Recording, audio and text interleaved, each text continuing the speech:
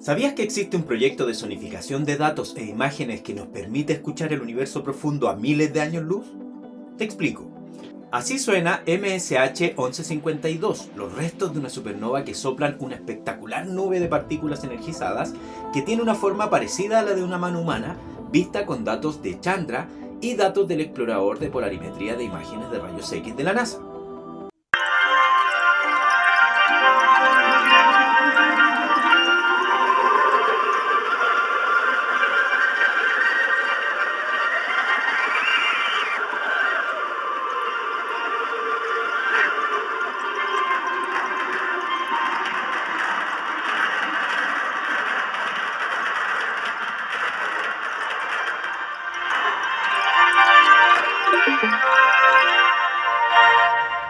A principios de 2024 fueron publicadas 3 zonificaciones de datos de imágenes obtenidas con el Observatorio de Rayos X Chandra de la NASA y otros telescopios, junto a un documental acerca de este proyecto. La zonificación de datos es el proceso de traducir datos en forma de sonidos. En el caso de Chandra y otros telescopios, los datos científicos son recopilados desde el espacio en forma de señales digitales que comúnmente son convertidas en imágenes visuales. Así suena M74, una galaxia espiral como la Vía Láctea, después de una zonificación que combina datos obtenidos con los telescopios espaciales de la NASA James Webb y Hubble, así como también datos de rayos X de Chandra.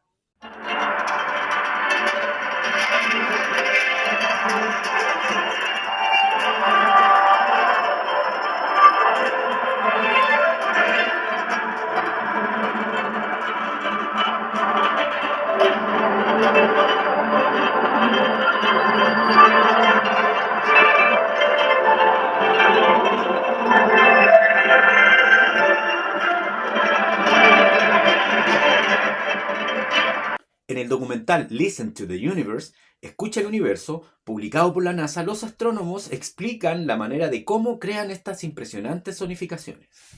Por último, escuchemos la nebulosa de las medusas, también conocida como IC 443, elaborada con datos que contienen información en rayos X de Chandra y de la misión alemana Rosat, ya retirada, así como datos del conjunto de radiotelescopios de la Fundación Nacional para las Ciencias de Estados Unidos y datos ópticos del sondeo digital del cielo.